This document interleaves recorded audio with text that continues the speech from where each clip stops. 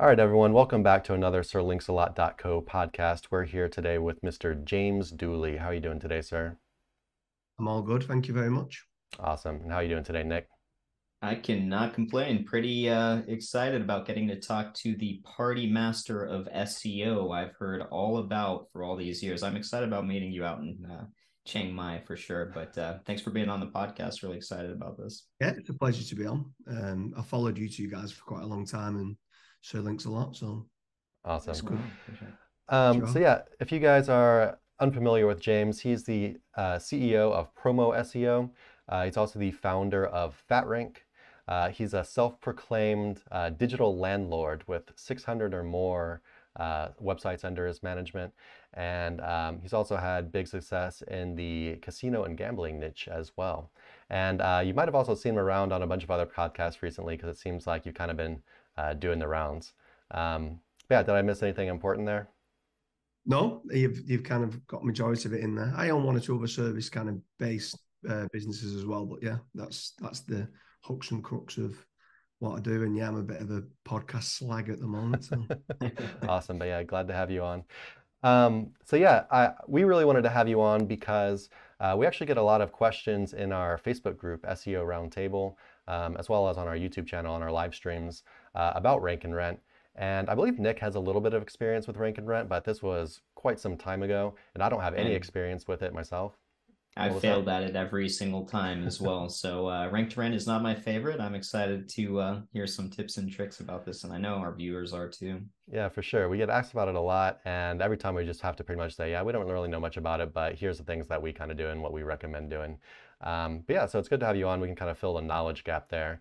Um, but yeah, so I guess to start things off, could you just briefly describe what Rank and Rent is? yeah, so rank and rent is where you build a website, you rank it, and then rent it out. So you need to try and find certain industries that you think if you generated leads for that kind of business, somebody would want to pay money to take those leads. It's kind of one step further than lead generation. The reason, I mean, a lot of the time you start out in lead generation and then you kind of move it over to a rank and rent model. The main reason for doing that is because it's predictable income. So that's kind of why you kind of progress from building out the site, doing maybe a cost per lead, and then in time moving it to a rank and rent model. Gotcha. So when someone rents their website, what does that actually mean? So what it is that so what starts to happen naturally is when you build a website and it starts ranking and it's generating inquiries, the client starts to the hard part about lead generation is it's almost like doing client SEO. And you've got a client that's ringing you up regularly, maybe every other day, saying, I've just had an inquiry and they've not answered the phone, so I don't want to pay for it. Hi, I've just had an inquiry and it was one of my competitors. Hi, I've just had an inquiry and it said that it was Mickey Mouse. And they're consistently ringing you. And that's not obviously all the leads, but generally speaking, on average, across a lot of different industries, around 10 to 20% of leads that you generate online, either they don't answer or they're fake inquiries. So, or it's someone spamming them saying, "Do you want to buy some guest posts from us on the website and stuff like that?" So they're like, "I don't want to pay for these leads," and you're kind of saying, "You won't. Like, just tell us what invalids, and we'll reimburse you any money for the invalids." The issue it starts to be is that you need to have a sales team to run lead generation. So as you're running a lead generation team, it's difficult because you need a large sales team, like you said, to run it. Where a rank and rent model, what normally starts to happen is if they're used to paying on average maybe £3,000-4,000 a month or £5,000-6,000 a month, if you was to set a fee once they've been with you for a while to say, look, on average you're paying £5,000 a month. What happens if you just do a rank and rent? We don't kind of log every single inquiry that happens. You just pay a flat fee of £4,000. They should be happy because they've been used to paying £5,000 a month. And you might say, well, why would you do that model? Like, why, if you're earning 5,000, would you knock it down to four? Well, one, you need to give a little bit of meat on the bone to make them think, actually, do you know what? This is a good deal for them. But two, then it's predictable income for us. So we know exactly what's happening. They're happy to rent it out. We don't need the kind of sales team to keep logging every single inquiry, checking whether it's not an invalid or if it's a valid kind of inquiry. And it just works better all around. They're happier. And actually, long term, we're happier because it's less management involved. Gotcha. So do you actually like edit in like all their like phone numbers and everything on the website so it just contacts them directly, or how does it all work? So what we normally do is we'll normally do like a Twilio number, call rail, or Invoco, which is like where you rent a number. It costs like $1 a month to rent the number. It might be a local number to wherever they're based. So let's say in the UK, if you're based in Manchester, it's like an 0161 number. So you'd go and rent an 0161 number, and then that number then can redirect either to their office or to their mobile number, wherever it is that you want to redirect it. You don't really want to be putting their number on, just in case something bad was to happen, where they stop trading or something like that, and you lost that number, and that's on all this kind of citations and directories and stuff like that. You've got ownership of the number that way. So but in general, yes, in time, once they've moved to a rank and rent model, they've generally been with us for over 12 months. We've got a good, trusted relationship with them. They're happy and we're happy. And at that point, they'll be sending us all their photos of stuff like previous jobs that they've done. They'll be sending us all the videos of jobs that they might have done. And sometimes, yeah, we can use their address. It could be their office address. It could be the warehouse address. It could be the director's address. So we can put in a real address on the site, a telephone number on the site. We can even put some of their members of staff on like the Meet the Team page and stuff like that, especially if they've got a LinkedIn account or a Twitter account. So you're kind of ticking all the boxes for EEAT. There's real people behind the site, and yeah, it works well. And obviously they're happy to do it because they know that they're getting exclusivity on the leads. So the clients are actually really happy with it because it's a no-brainer for them, where they know after a while that they're going to make a return on investment of the rental of the site because they've worked with us for a long time. It's the first 6 to 12 months it can be tricky. Like, so many people come and contact me and go, I tried Rank and Rent and it didn't work. And I'm like, you can't just go straight into Rank and Rent. You need to start off by doing SEO, maybe even doing display ads to start earning a little bit of money off the site. Then you might progress then into lead generation. And then after lead generation, then you can move to Rank and Rent. Because if someone doesn't know who you are. So let's say Nick says that he's tried a few times to do Rank and Rent. If you go straight to the model of, do you want to rent my website for £1,000 a month? And they don't know what traffic level you're getting. They don't know what type of inquiries you're getting. It's a hard sell because they don't even know what they're renting out. Where if you kind of go down the lead generation model and they've had the leads, they've converted a few of the leads, and from there then they're saying, yeah, this works, and you give them an offer that's slightly less than what they're already paying, they're going to go down the route of saying, yes, we're happy to do that. And then from there, then they start to put a lot more trust in you. So they start telling you basically all the juicy keywords, because too many people are using SEMrush or Ahrefs for doing the keyword research. And if you're really advanced, people think, oh, well, I'll sort by CPC on like cost per click on pay per click and go, oh, these are the big keywords. But the truth of the matter is, speaking to the business owner and asking them what they're best at converting, and one plumber to the next plumber or one roofer to the next plumber, they might be better at converting, whether it's flat roofing or pitched roofing or slate roofing or blue roofing or brown roofing or biodiverse roofing, heritage roofing. Within just roofing, there's 10 different like sub-industries and subtopics. Now, one of them might say, no, we are no good at flat roofing. We only do slate roofing. And this is just one example, obviously. So you go down the kind of rabbit hole of, right, okay, well, let's get into doing this. And then further down the line, you might realize that the slate roofing that they're really good at is heritage roofing for churches. And that's kind of how you almost go down the route of, we are the church roofing experts. It's always a pitched roof. It's always slate roofing. Churches have generally got good budget. And then you go, oh, that's great. And that's kind of, when you start speaking to these business owners, they're telling you where the money is. And then a lot of the time, what the stuff that they tell you, whether it's like I said, heritage roofing and stuff like that, you look at it in Google Search Console, or when it's coming through, or you look at it in Ahrefs, and it's quite, the keyword difficulty is relatively easy to go after. And they're telling you that it's a profitable keyword. So what better kind of site and kind of set up to go after than the stuff that they're saying that they convert well for? Gotcha.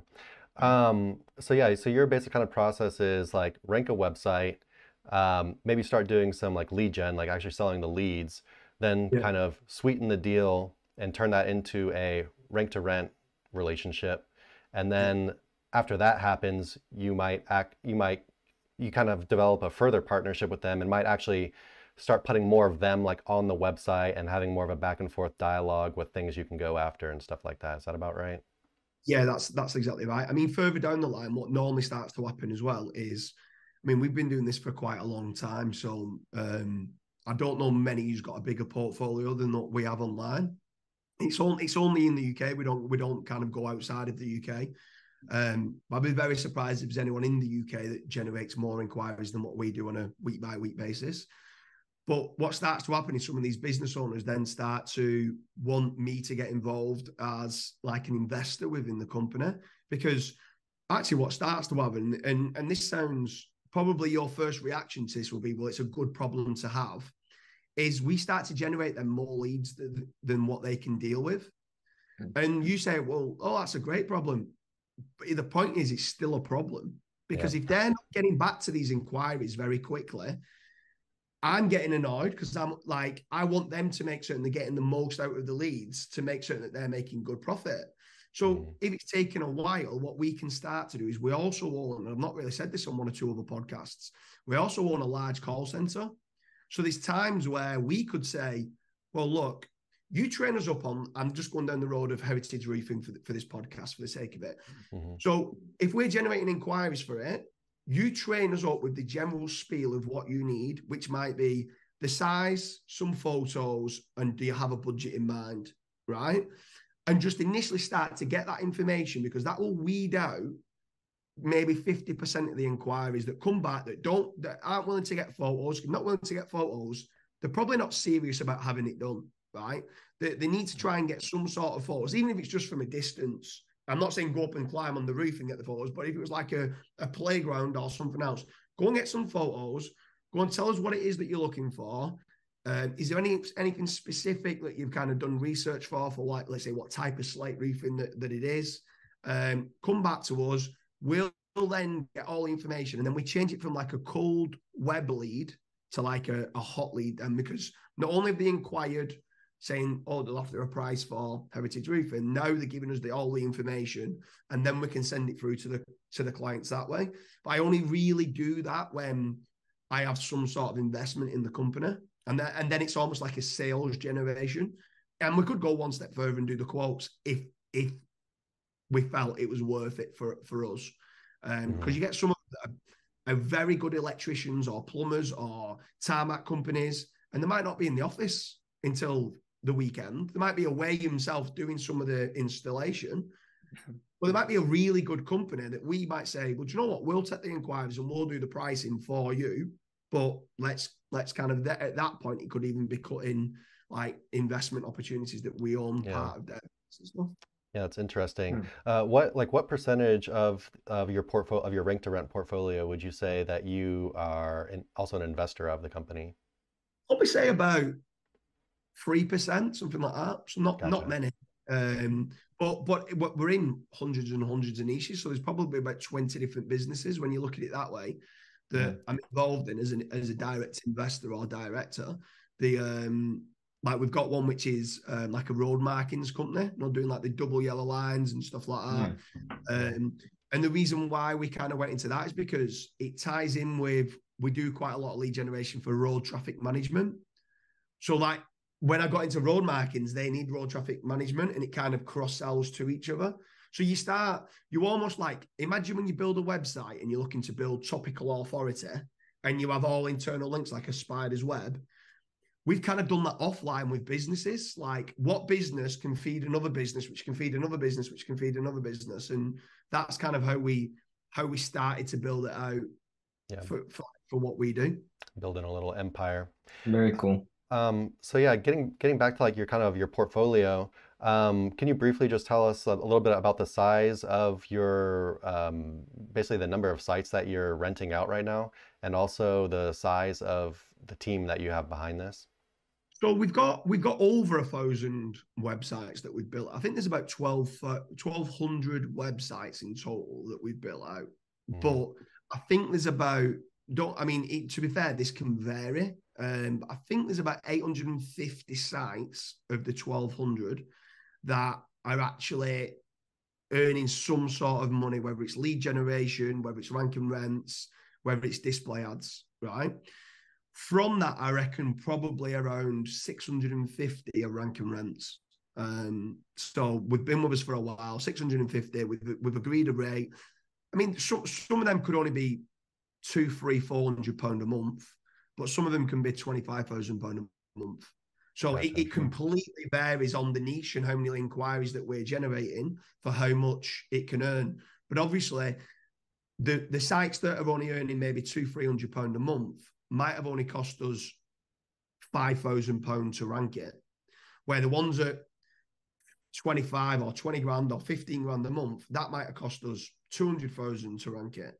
But still, it normally works out because don't get me wrong, we've failed a lot throughout the years. But now I feel like SEO's very predictable.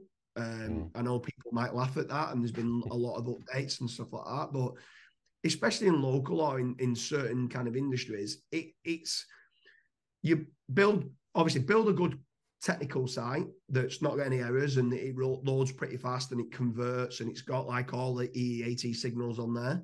Build good quality content, build topical clusters, so you've got topical authority, and build links. And if you try and cut one of them corners and don't do one of them pillars correctly, you'll struggle to rank. But if you do all of them well, you will rank.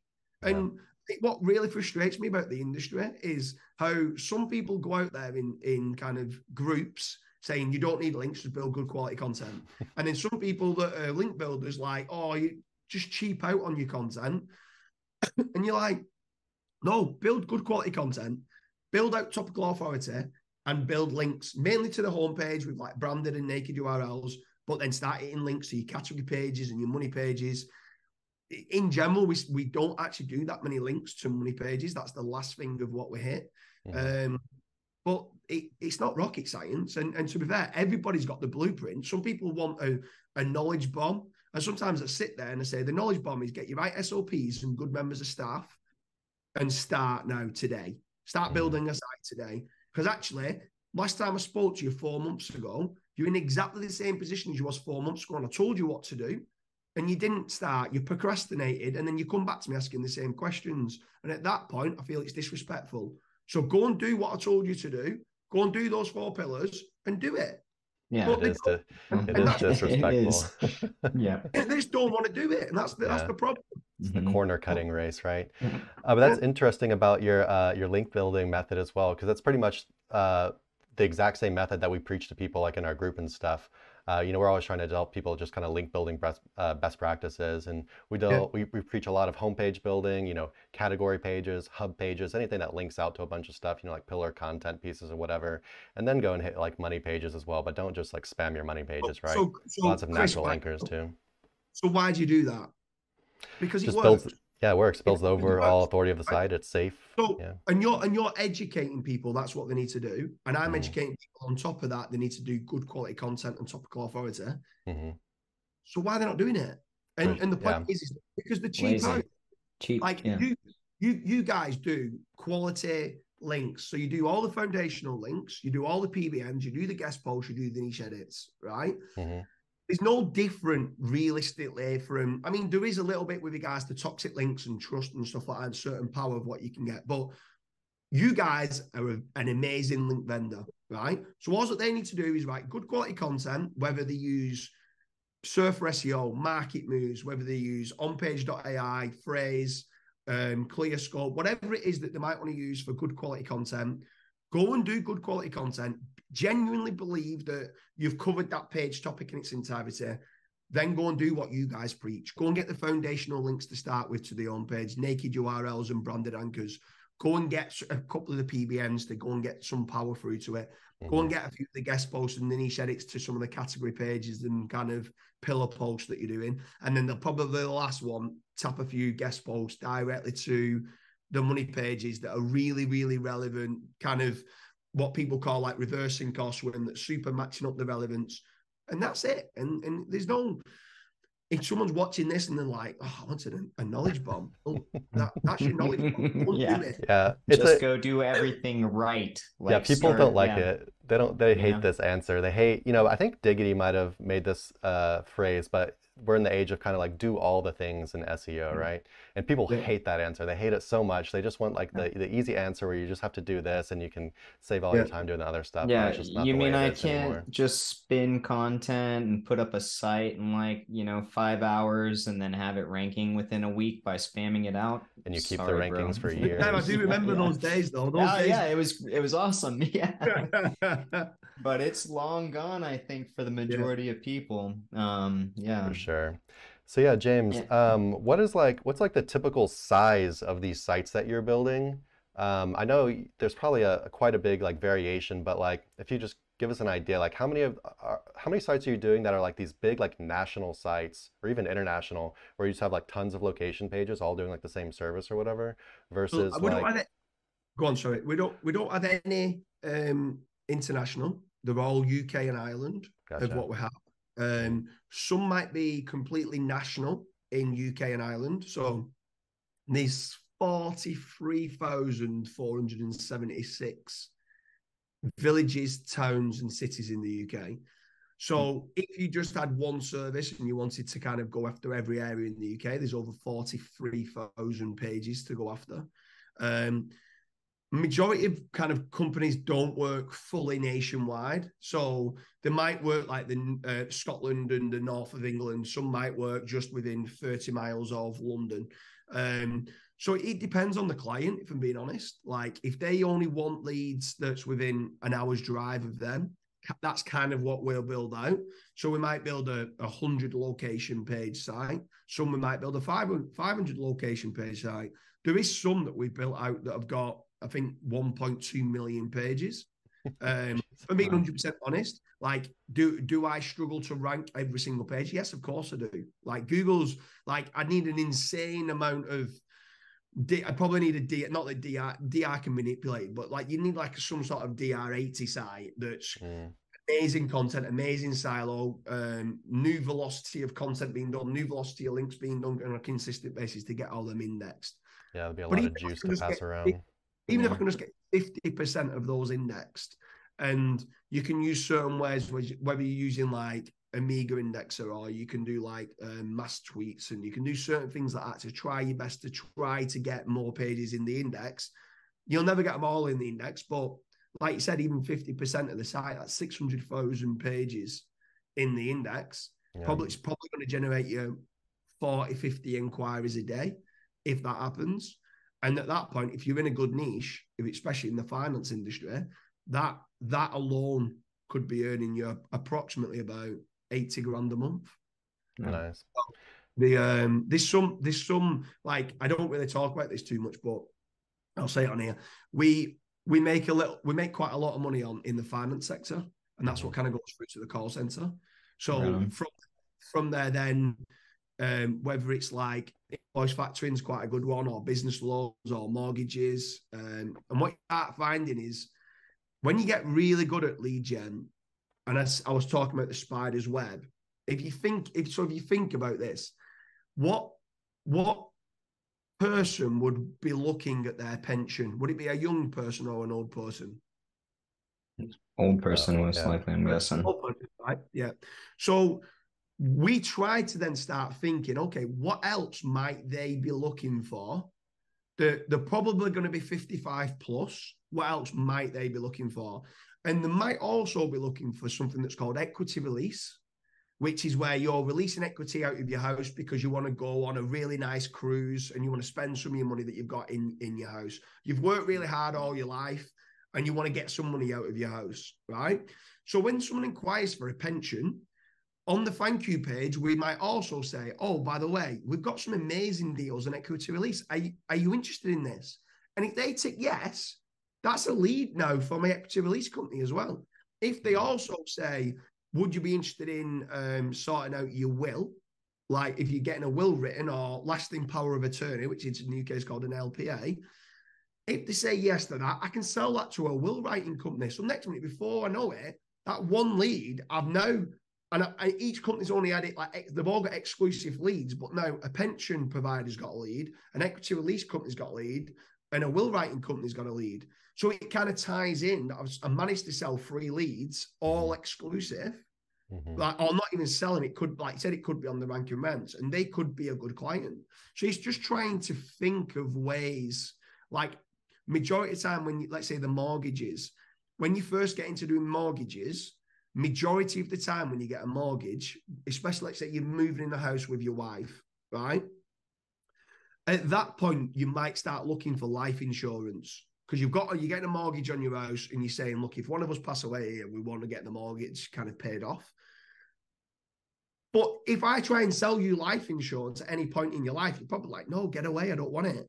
But at the time of you getting a mortgage is probably the best time that you might want life insurance. So you do what's called cross-selling or upselling. So there's all little things like that and different nuances like that of what you can do, which isn't just SEO related, but it's maximizing the money that you can earn. And that's why I think that's why we're good, because there's so many people come to me going, well, can only earn £200, £300 a month off that site. And I'm like, give it to me and I bet I can earn two grand a month off that site. You're probably just not finding the right customers who's going to deal with it in the correct manner and give you the kickbacks that you deserve. I feel like we're starting to get like an idea for the scope of your business. Like you know, when you take 650 sites now and you start factoring in this kind of thing, it starts to feel like okay, this is going to be a ton of work. To be honest with you though, like if I recommended someone to do, like, I wouldn't recommend someone else to do what I've done.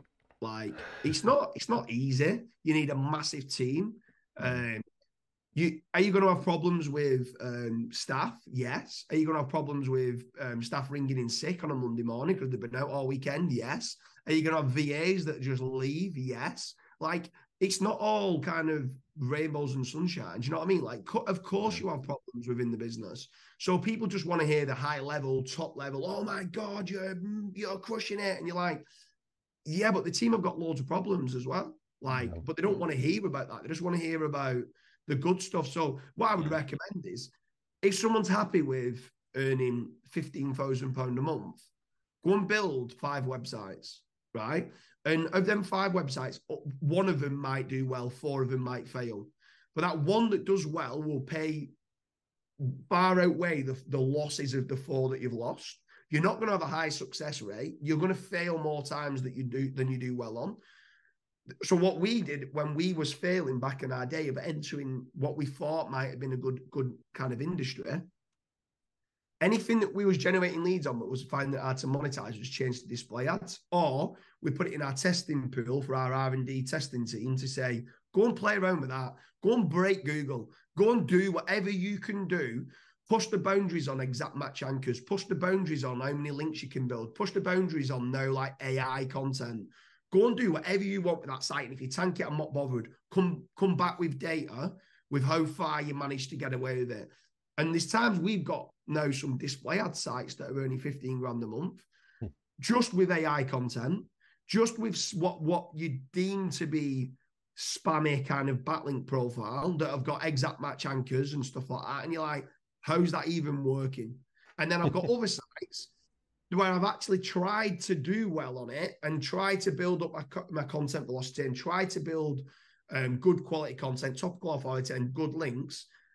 And in the latest update, I've had 2 sites hit that, in my opinion, shouldn't be hit. Now, obviously, there's a lot of people go, oh my God, I've had my sites that have been hit with a penalty. I've had 2 sites hit within the penalty hard, probably lost 50% of the traffic. And everyone says, oh, I don't deserve it. I don't deserve it. I genuinely think I don't deserve it. But the worst thing is I've had probably 10 sites jump up and overtake my 2 sites that have gone down that I've not updated in 2 years.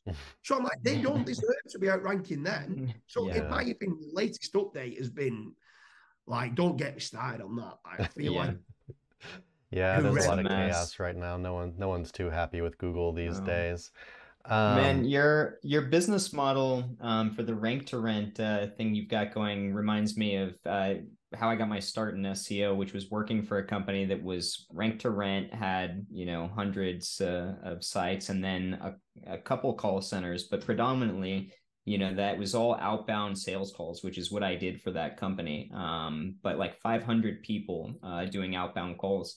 Is your call center predominantly doing like outbound calls for these leads that are coming in, or are they taking in calls? Both. So what will happen is the call center generally is when an inquiry comes, we won't do cold calling, but when someone inquires, we've got KPIs set up within the call center. We need to ring it within 23 seconds. So there's times where for certain industries, we've rang up the client, pretty much closed the client and sent a quote prior to even the next company even ringing them. Like that's how efficient kind of the process is. We don't do cold outbound calls, but like I said, when they fill in the form, we ring them within 23 seconds. Or sometimes the telephone numbers that are on the website for the inbound calls, they'll take them as well. But it's just difficult because, like you said, a 500-person call center. I couldn't think of anything worse than managing a 500-person call center. Like we fluctuate from 90 to maybe 120 in the call center, and it's a massive headache. Dude, I couldn't imagine. Yeah, wrangling in a lot of stuff. Now, mind you, this was predominantly doing like Jordan Belfort type outbound cold calling all day long, right? But still, just I feel like there's so many variables in managing that many people, taking different kinds of leads, etc. Yeah, and is that call center all local, or some of it, people in other countries as well? So we've got an overflow call center in the Philippines for nighttime kind of shift. And then the two we've split up into 3 8-hour shifts. So the nighttime shift is in the Philippines. The 2 daytime shifts, so like the early morning till maybe I think it's like 4 o'clock, and then 4 o'clock till midnight. That's all based near Manchester. It's a place in Levenshulme. So yeah, it's all Manchester based, so all UK English speaking people that are doing those. And to be fair, it kind of works well because sometimes if you outsource it to, let's say, Bangladesh or Philippines or South Africa or Venezuela and stuff like that, which are all quite good places to get like virtual assistants, then the English they know that you've shipped it abroad, and I feel like you need to have English speaking people dealing with a UK lead or Scottish dealing with Scotland and stuff like that. Just from the data, the conversion rate. It's just a lot better. It's going to increase trust flow, I would think, for them to think that they're talking to a local person or something like that. And for sure. And that Manchester call center, is that something you actually set up yourself, or is it like a call center that's already there and you kind of like contract through it or something? No, so we set it up probably about 7 years ago. We had a close friend now. He actually worked in a pig farm. We called it a pig farm. Basically, it was like a wooden kind of on a farmer's field, a wooden hut. We ended up getting like 6 people in there, and then we just kept building it up, but our issue was the internet access was like ridiculous because it was in the middle of a farm. So when we're trying to kind of send documents through for like mortgage brokers and bank statements, and it was just taking ages on the Wi-Fi and the internet. So at that point, we needed to like level up and get a bigger size. So then we got like a 30-person call center in the center of Manchester. Our issue was in the center of Manchester, the rent was high for big areas. And then in Levenshulme is like, I don't know if you've ever heard of it. It's quite a rough area of Manchester. No disrespect to anyone who's from Levenshulme, like, but it's easy to get to. It's not real. It's easy for parking. So there's not like it's not within the city centre where it's hard for parking. It's hard to get to. There's traffic and all that. So it just made it a lot easier to kind of recruit in that area than it was in the centre of Manchester. And then from there, then it's just expanded and expanded. We bought the warehouse next door, and yeah, it's grown Gotcha. into a nice. That's pretty awesome. Hmm. And so also speaking of phone calls, what are you guys doing about GMBs or GBPs, Google My Business, whatever you want to call it? Um, So over the years, I've had a lot of problems with GMBs. A lot. There's so many people out there that I can create you a GMB and stuff like that, and then they just get suspended. And the worst part is that we used to mass create GMBs, and the issue was that they only got suspended when they started ranking. So you end up spending a lot of money on citations, spending a lot of money on whether people do like driving directions, filling out all the posts, doing all the photos, and then it gets suspended. And you're just like, it's just mm, not, for me, it's just not a business model that it doesn't entertain me, because I want long-term sustainable rankings. I've got staff that I need to keep making certain that we can pay. I don't want to wake up one morning and 1,000 GMBs have all gone down. yeah. So we kind of, because of that, and I mean, I know people that are out there creating the GMBs, and they'll obviously fake the address, and then when Google sends a suspension, they'll go and doctor like Photoshop like the address, like bank details and stuff like that. But the issue is, it's just blatant fraud. Mm, And Yeah. Google, actually, I don't know if you knew about the lawsuit, but like a I few saw months Yeah.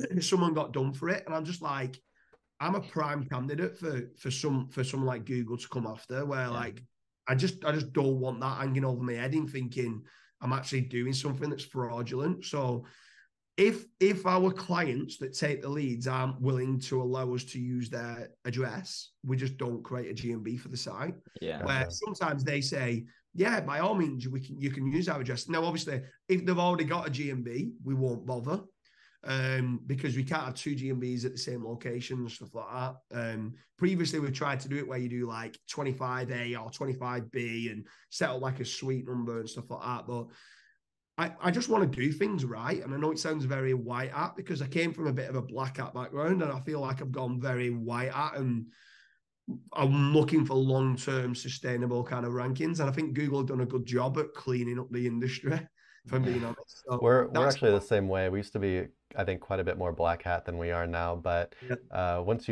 start making some money, you want to protect it, right? You don't want to yeah, be you doing want to all clean this it like up. Yeah, yeah, for for sure. sure. So okay, so if the client has a GMB, you use the GMB. Otherwise, you're basically just saying, okay, so much for maps. We'll just bank on, organic clicks. And don't get me wrong, Chris, right? That's probably bad advice, because if you can get a GMB can create you a lot of inquiries. Hmm. I'm not denying that a GMB is not good for a site. If you can get a GMB and build that GMB out, it actually helps the website rank better. And if your website's ranking well, it helps the GMB rank better. So it's not just about like engagement on the GMB. If the website that's connected through to it, if that's ranking well, the GMB will rank well. So there's a lot of trust signals there if you can get one made. I just don't go down the route of faking it, because it's just going to lead to suspensions, and like you said, it can lead to a lot of other issues further I down the mean, line that I don't yeah. need. Could you imagine being that guy and getting the whatever legal document sent by the world's largest, or one of the largest corporations in the world, and be like, holy shit, I mean, I'm done. Like, what are you gonna do at that point? It is Crazy. blatant fraud, isn't it? Do you know what I Yeah. mean? Like we No, all you try and can't. do things to, like, you guys do PBNs and try and thing, and some people go, that's illegal. It's illegal, but Yeah. it's not actually illegal. Like, do you know what I mean? No. Like, you know, Yeah. there's nothing illegal in doing something like that. It's frowned upon in the industry, but then these Mhm. same people that frown upon a PBN frown upon buying links and say, oh, it's against Google Yeah. guidelines, it's illegal. It don't mean it's illegal. Do you know what I No. mean? Yeah. It's frowned Frowned upon. upon is fine. Yeah. We'll Yeah, do frowned upon. We don't do fraud. Yeah, yeah, yeah, definitely exactly. staying away from the illegal side of things. Um, okay, so going back to kind of like more a little bit of an SEO focus on things, um, and we kind of talked about this before about just doing all the things for SEO. But are there any specific strategies that you guys really like to use right now as far as ranking these sites? So we build good quality content. We try and make certain that we think of every kind of topic and question that someone might want to know for that product or service that people are doing. Write all them pages. You guys do some, I think one or two of my different companies buy quite a lot of links from SirLinksalot on the foundational links and some of the stuff of what you do. I've got I try not to get too involved in the day-to-day of I've got one or two companies that'll buy. Obviously, I'm an investor in Searcheroo, but then I've got another company that says, no, I like the foundational links and stuff from you guys and the PBNs and the guest spots. So it's just like, better the devil than no. And if they've got a process of ordering from you, then let that be. So it kind of just goes down the route exactly what you was preaching before. Build a lot of citations, build a lot of trusted, branded, naked URL links to the homepage. Start it in a few category pages with some links, generally with some PBNs, maybe one or two PBNs to the homepage as well. Start getting some guest posts throughout the whole site for relevance that's coming through. A few niche edits which aren't as relevant but might send more power and trust through the site. It's hard to really line up relevance on a niche edit or link insertion, stuff like that. And a lot of time that's enough. If it's not, you probably need to write more articles for more topical authority and build more links. Gotcha. And that's kind of how it works. And there's no secret apart from that. Something that we do, like one or two little tricks of what we do is we try and make certain, I'm sure you've heard of parasite SEO. Mm-hmm. We try to make certain that our guest posts, all of our guest posts, we kind of treat as parasite SEO. So we try to rank our guest posts for the keywords that we want our money site to rank for, so that in an ideal world, for me, I want us to rank number 1, and I want our guest post to rank number 2 for the keyword that we want to go after. And what better way of getting traffic from, let's say, the position number 2, which goes back to position number 1. Do you know what I mean? That's kind of how we do it. We do quite a lot of tier 2s to our guest posts. What do you like to use for tier 2? We've actually got our own network in Searcheroo. So we've got a lot of old PBNs and niche edits. So we might have certain relationships with a lot of blog owners that might turn around and say, right, okay, if you're going to buy X amount of guest posts from us, if you're going to buy X amount of guest posts, we'll allow X amount of niche edits. So with the niche edits, the guest posts, the tier 2, that we get, we're only selling at $20 each, and it's for a niche edit. Now, if I'm being 100% honest, some of them are buying them for money sites as well, because they're actually pretty good, and they do move. But tier 2s that work pretty well. And I only really tier them to the guest posts. But I'm sure your PBNs would work an amazing way for powering up the guest posts. If you're not selling many of them, I'd start recommend to your clients in saying, if someone's paying quite a lot on the guest posts, get them powered up, because there might be a high DR 50, but if the internal linking to it's not great, then the page level is not very strong. So start tapping a few tier 2s through to that.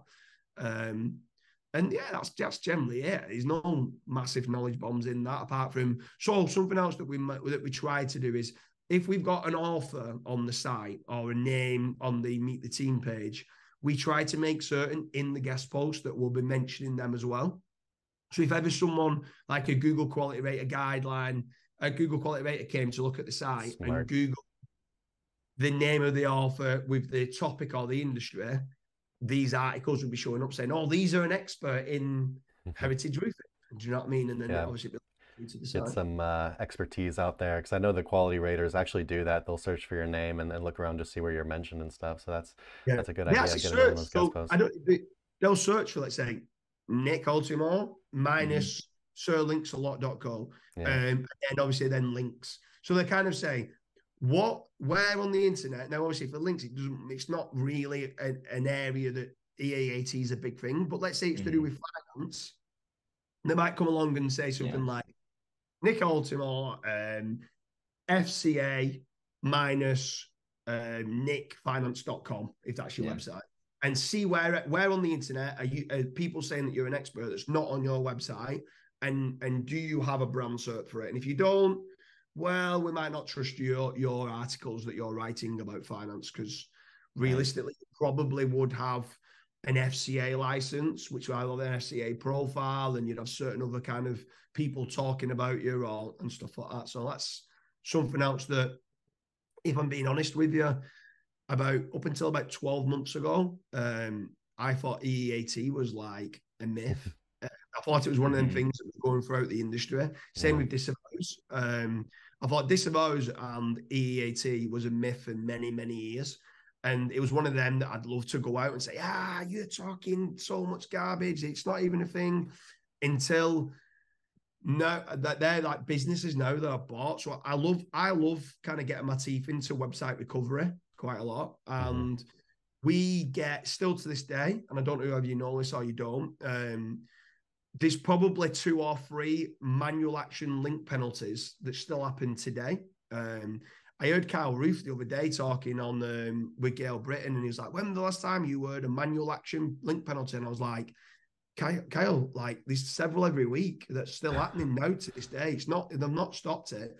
But we haven't seen one in a while, actually. Yeah, I haven't we're in the either. It's been quite a while. You know, we haven't had, at least we haven't any clients complain, or anyone in our like managed link building program or so whatever. Generally speaking, it's in the finance industry, money or life industry, or actually quite a lot of them is in Google News. So if you've got like a big Google News site, the only reason why I start to know about it now is we actually got hit, I think it was about 4.5 years ago, with a manual action penalty. And I didn't have a clue like what to do. So it's in Google Search Console. They've emailed you. You've got a manual action penalty. What do you do? Oh, you need to do a reconsideration request. Right, okay, who does this? Who's the godfather of disavows? Who's the main guy in the world that can get me out of this? Because the site was earning like 40 grand a month at the time. And everybody, all fingers pointed to Rick Lomas. He's like, Rick Lomas is God. He's unbelievable. He's God of it. So I went and met him. He's from the UK. So I went and met him, and he basically started to say, look, I'm looking to wind down. I'm looking to like semi-retire. Obviously, I'll do the disavow for you. And I'm like, mate, train me up. Like, I buy so many links just for me knowing what a good link looks like. Train me up. Because I never, at that time, I didn't use trust and I didn't use toxicity. All that I thought was, if I get a high DR with traffic and with relevance, I've got the holy grail of link building, until he starts talking to me about trust and toxicity. And at that point, I'm like, I don't even know what you mean. Like, you're talking gobbledygook to me. And then I got trained up on it. And then from there, I was like, oh, and now we do all of Rick's disavows now. So because he's like the godfather of link manual kind of action penalties, we now do the fulfillment for Rick. And Rick's a great guy. He's kind of more than semi-retired. He's almost retired now. But because we're SEOs, we do our best. And sometimes for about a year, me and Rick was banging heads with each other. I'm like, I don't want to disavow this link. It's got trust and it's got power and it's IDR and it's relevant and it's a branding anchor text. And he's like, but it's toxic. And we kind of know, I don't feel we're as aggressive as what Rick Lomas was. But we get him out of the penalty, but we still try and keep as many of the high-powered, high-trust links that's pointing through to the site. And then same with the EEAT. I don't know if you ever heard of an author transparency penalty. Have you ever heard of that? No. So we had a Google News site, and it was doing really well. It kept getting Google discovery. Bam, manual action penalty. And this is recent. This is like maybe 3 months ago. Manual action penalty. I'm like, oh God, I've got a link penalty. Well, clicked onto it. Author transparency penalty. I was like, what even is this? And then I went through it, and it's literally, I can send you through the image of it from Google Search Console, author transparency penalty. And I've only ever known now anybody in the finance, your money, your life, and the Google News sector get them at present. But I'm being told that, and you don't know, but I'm being told they're going to be rolling out algorithmically a little bit more. So from that, I've just now started to, I set up an EEAT SEO kind of brand. And you know what? It's just ticking the boxes. Like, for the sake of when you're building out a site, build an about us page, a meet the team page, have a telephone number on there, have an email address on there where if someone wants to complain about your site, about something, they can get hold of you. Try not to hide the contact page. Do you know what I mean? Like, just Gotcha. have a privacy policy, a cookie policy. Just, again, and I know it sounds very blasé, but just do all things right. Just do what a real business would do. That's the same exact thing we tell people. Just like do what a normal business would do. Try not to be sketchy. Don't cut corners. I mean, like, if a regular business is doing it, go ahead and set it up like a regular business. But for you guys, it could work amazing. For SirLinksalot, it could work amazing because realistically, you could start almost selling EEAT link building. Because if you start to, like you said, mention the author in the guest post, how are you saying it's an EEAT link building service? Do you know what I mean? It's a good idea, really. You should be doing it. I like that. You should do it. 100% you should do it. Because then you're ticking, like, why waste? So many people build a guest post. Right. And all right, they might line up the relevance, but they're wasting so many things. Like, why not on that guest post get an image embed, get a video embed, mention the NAP listing, and mention the author? Like, they're still only getting one do follow contextual link to the site, but actually having an image embed and a video embed helps it indexing better as well. It's got a chance of that then ranking in Google Images and Google Videos, of that guest post getting that little bit more traffic. So all those little minor wins that long term is what's going to stand you in good stead. Right. For sure. Watch now. SirLinksalot, EEAT link. newest product. We'll see if we're first to market. So that's a good idea. Yeah, thanks for the hot tip, man. For sure. So back to Rank to Rent a little bit. So how, we talked about, you build the site, you rank the site, you start getting leads, you start selling leads. How are you finding your clients to sell these leads to initially? Like how are you finding them initially? Yeah. So initially, let's say, again, we'll just use the heritage roofing. It doesn't matter what industry it is, but heritage roofing, we find that, let's say just roofing in general, because we might not know heritage roofing yet is good. So you go and build a roofing website, and generally speaking, what you do is you go out to every single person on the internet that is paying for PPC, for anything to do with roofing. You go on to Yellow Pages, anyone who's paying for like Yellow Pages premium advertising. You go and check a trade, anyone who's paying to be part of that directory. Anyone in any newspaper that's kind of doing any sort of ads. If you listen to someone on the radio and you hear that they're doing anything to do with roofing, you go and find any company that's paying some money for advertising, and you contact them saying, we can generate your roofing leads, right? And on that website, you might have 30 different companies, right? But you're not promising any of one of them exclusive leads. You're just saying, we might be able to generate you leads for roofing. Are you interested? Completely for free. All what we ask you to do, you don't pay anything for the leads. If it's one of our leads, add 5% on top of your price for us, right? Are you still going to be competitive if you do that? They go, yeah, not a problem. So you're going, right, okay, so if it's a 10 grand job, just go in at £10,500. The majority of the time, that's not going to lose them the job.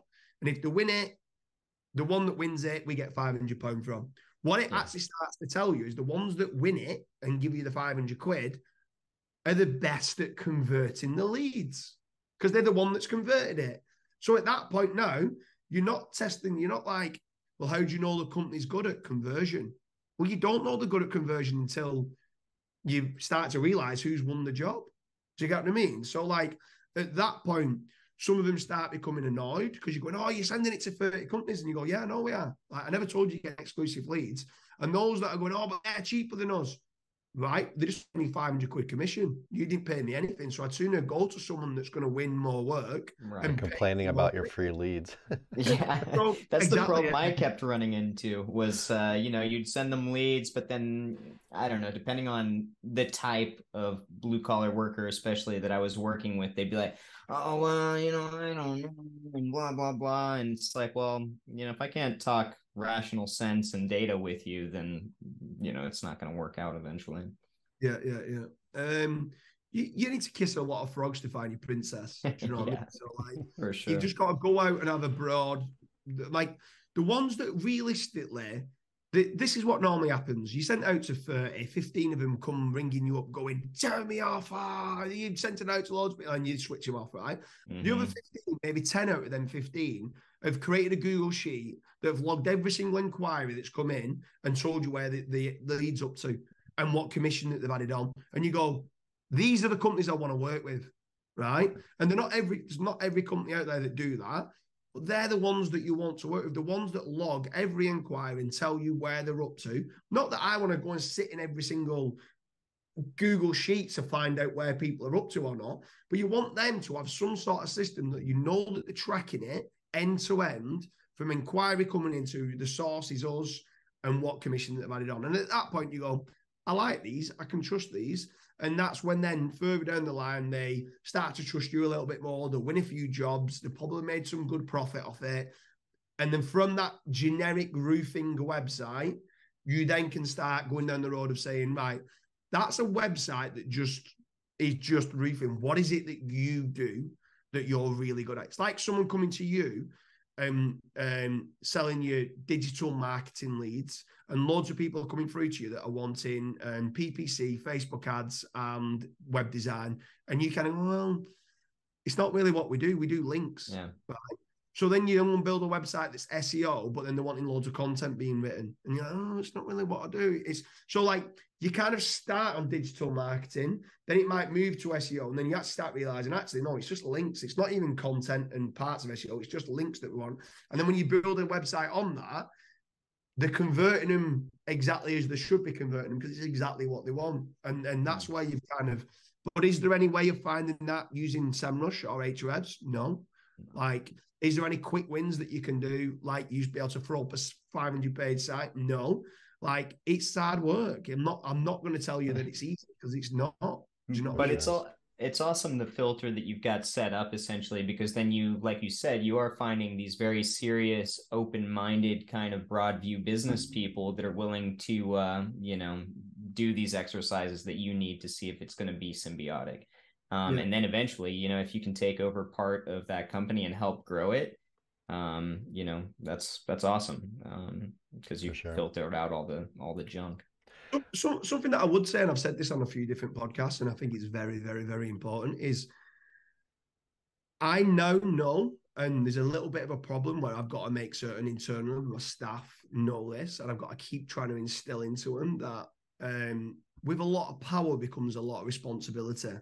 And we've got certain websites out there where some of them might be renting, like you said, let's call it 25 grand a month is on the upward side. There's some that maybe do slightly more, but generally speaking, let's say it's 15 to 25 grand on the higher end.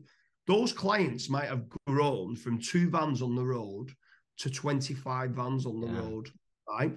That now means that they've got 60 members of staff on the road in installation teams, that if I stop their inquiries, there's potentially 60 families that might not be able to pay the mortgage next month. Yeah. Right? Yeah. So at that point, it becomes a little bit scary because you're then starting to go, right, I need to make certain that I don't get hit with an algorithm update. Do you know what I mean? But right. the biggest part actually is making certain that my staff that are managing them sites don't get a phone call from the biggest competitor down the road and say, I know that, or they might say, how much is Chris renting your site for? Or all these leads are going through to Chris Roofing. And you go, yeah. And they go, they're paying 15 grand a month. And they go, I'll give you 20% extra. I'll give you 18 grand a month. We can't just switch them off because that's not fair, because they built the business with us. We built a business with them. We've got relationships with them, long-term relationships. Like, we could, like, we're not got a contract to say this is it. They own the site. We own the site. And at any point I could switch them off and I could say, no, that's it. But you're being switched off. And I just worry sometimes, and I don't, because it's like, I make certain that they wouldn't do it, but could a member of staff who gets commission on what the sites earn, would they want to earn an extra 3 grand a month? Of course they would. So for that, I've got to make certain that they're doing stuff with honest trust and integrity. And again, it's a good problem for me to sit on and have, but it's still a problem. And I've still got to make certain that the culture within the company is they're doing the right thing. And it's not, the right thing isn't always the most profitable thing. Right. So that's something else to take on. That again, it's like people might not be able to scale it like what we've scaled it, but it. All I do is, if you do start doing it, I'd like people to learn. Just make certain you do things right, because things can come back to haunt you the further down the line. Like, I'm a big believer in karma and stuff like that, and just I hate it when I hear people kind of mugging somebody else off, or I hate it when someone has done something to like earn a lot of money out of someone and rogue them in some way, shape, form. Yeah. And just, I know I'm going off subject now from SEO, but I think it's very important that. Yeah, I don't know if it is going off subject. I mean, I remember getting my start and having to go through all these different, situations like that, where it's like, I mean, I lost a fortune trying to figure out how, SEO works. And then comparative to, what we talked about earlier in this podcast, it's like the principles are pretty simple. It's all this confusion that's out there on purpose, so that people can suck money out of other people, that are creating these negative effects. Yeah, for sure. For sure. Yeah, so in the interest of not keeping you here all night, I'm sure it's probably getting kind of late over there. I'm not really sure where you're at, but I'm assuming you're in the UK right now. Yeah, do you see any problems? We're talking about problems. Do you see any kind of like big problems for the rank and rent kind of business model moving forward? Or is it just kind of usual SEO stuff, just trying not to get hit by algo updates? So my question back to you on that would be, there's potential issues where certain websites can take over you, but then you just reverse engineer why that's happened. It's the same with affiliate. It's the same with e-commerce, drop shipping, whatever industry that you're in. Are things going to change? Yes, absolutely. Are things going to change with AI? Yes, absolutely. Have you got to adapt? Yes, absolutely. Like, but it's just part of SEO. Like, if anyone thinks that growth is linear, then you need to get out of the industry ASAP, because if you want to get from here to here, it's not one straight line that just goes, hey, it kind of like this. And Hmm. there's going to be peaks and troughs. And yes, like Nick mentioned before, you used to be able to roll up a 500 page site quite easily, spin the content, do a bit of GSA, SEO nuke, Money Robot, SEO Autopilot, and just spam it, and bam, you're ranking within a week. And Yeah. you can't do that anymore. You can't do it anymore. No.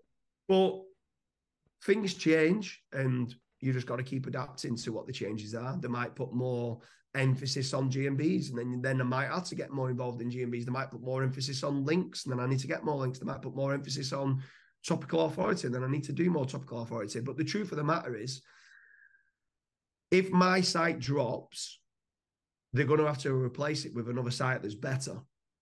And what other site out there is better than mine? And if I find another site that takes over me, I'm going to get back in the trenches and find out why they've overtaken me, and go and do everything I can to overtake them. So, and I'd love to have a fight with anyone on the work treadmill. I don't think I'll be beat. Like, I will work 23 hours a day if I need to, 7 days a week. Nice. So there's that, but yeah, I mean, you've got SGE that you could start saying, is that going to take stuff away? I don't think it will from lead generation. It might. Yeah. Where a lot of people, I think, are going to get hit hard is when SGE fully rolls out. All the people that make money by doing display ads, I think, are going to get hit hard with how much earnings they're going to make, because I think a lot of the sites, the high traffic sites, because they're informational terms, and I think those informational terms are going to be answered by AI within SGE. So I think those people need to start looking at alternative ways of money.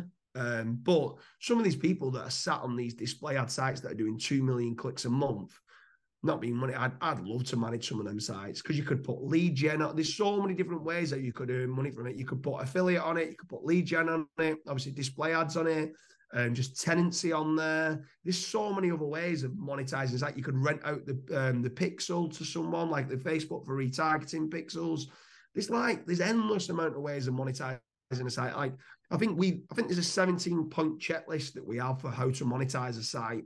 right? Mm-hmm. And people just do display ads and put Ezoic or AdThrive or Mediavine on it and go, I'm earning money. And you're like, there's so many other ways with the traffic that you're getting that you could do to monetize that in a better way. So yes, the answer is I do worry for certain industries. Do I worry?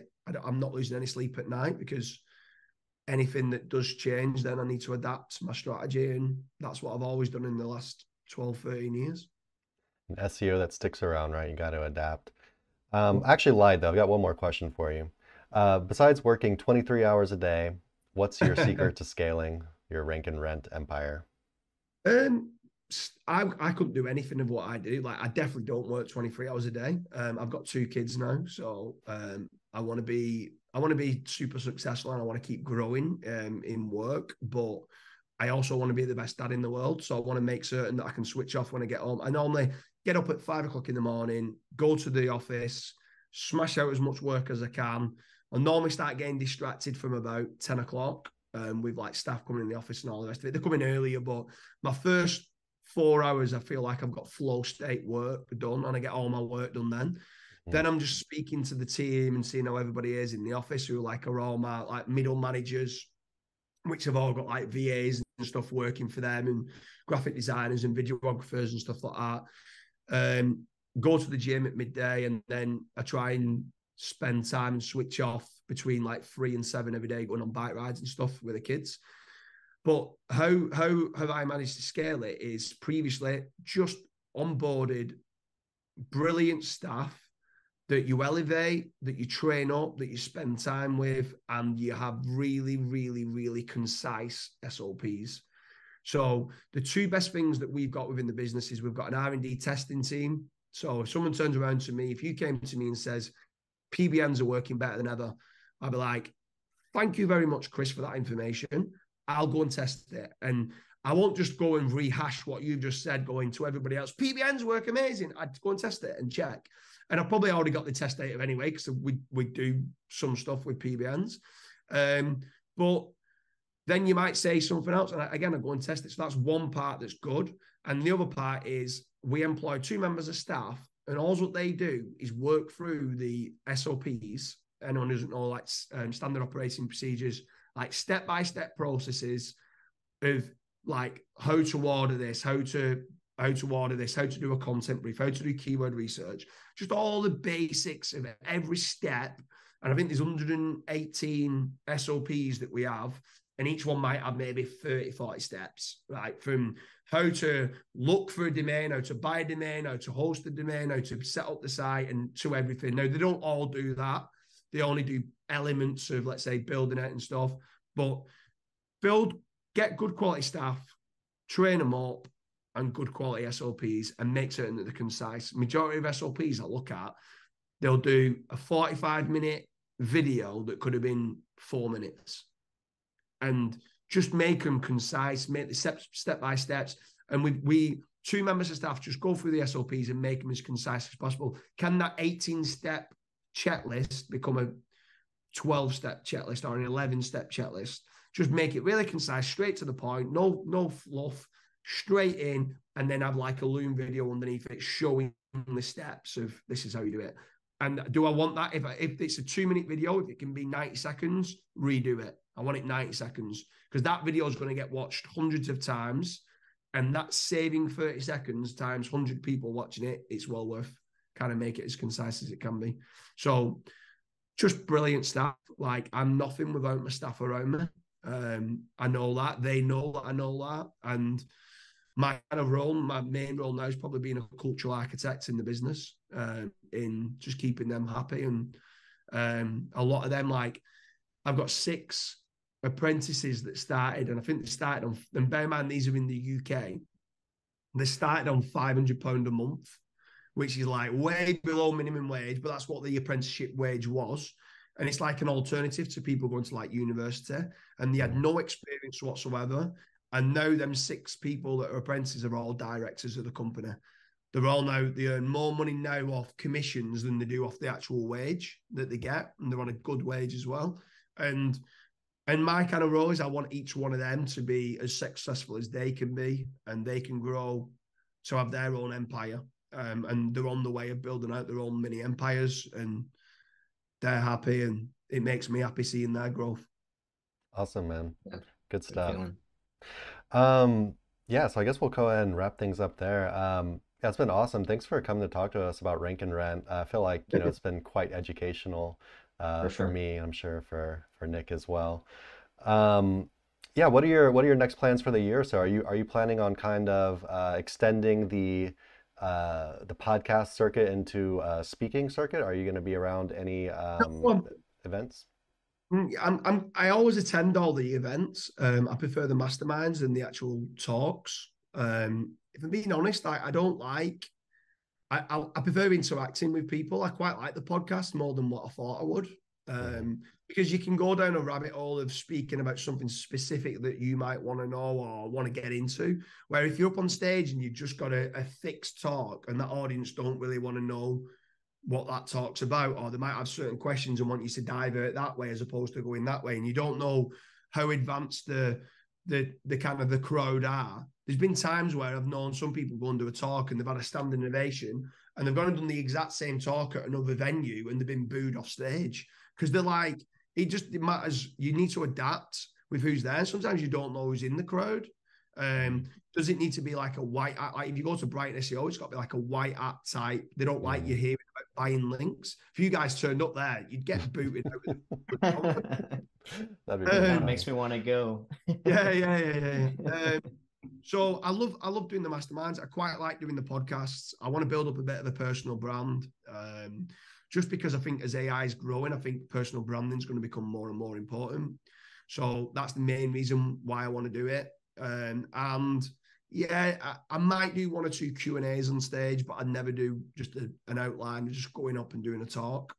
I've nothing really to sell as well. Quite a lot of people get up on stage and they're trying to sell something. Like none of these podcasts, I'm not trying to sell anything to people. I'm trying to help others do well.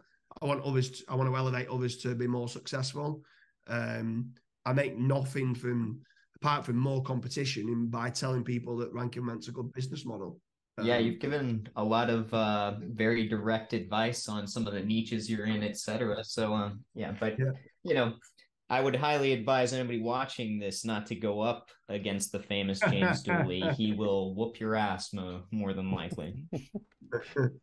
All right, James. Yeah, we look forward to seeing you out at Chiang Mai. And I look forward to it. yeah, I guess to leave things off, where can people find you? Or is there anything at all you want to plug? Or yeah, where can people follow you or whatever? So I'm on jamesdooley.com. It's probably the easiest way. So from there, then you can find all my social profiles like Twitter, Instagram, Facebook. I'm going to start doing quite a bit more on YouTube with regards to like making some shorts out of this kind of podcast and stuff like that, and any other podcasts. I'm more about trying to create the shorts than doing the long form videos. I think people nowadays they want to listen to something for 30 seconds and then go. So the way of the world. Yeah, exactly. So, that's kind of where I'm going to be on. I'm going to be a bit more active on social media and stuff. I've always tried to keep myself to myself from a business standpoint, but yeah, with my personal branding, I need to talk a little bit more. Awesome. That's probably why people aren't getting stuff done anymore, is they've got that 30-second, attention span in the morning while they're doing their morning routine. And they're like, oh man, learned so much today. Let me go do whatever now. Yeah. Awesome. Well, good luck with your personal branding blitz or whatever you want to call it. And yeah, we'll see you out at Chiang Mai, man. Thanks for coming. Yeah, see you out in Chiang Mai. Sounds good. Cheers. Hey everyone, thanks for watching. Be sure to check the links below for more info on this topic, as well as other cool stuff like SEO case studies, our Facebook community, and our link building services. And like always, please like, comment, and subscribe if you enjoyed the video. Thanks, and happy ranking.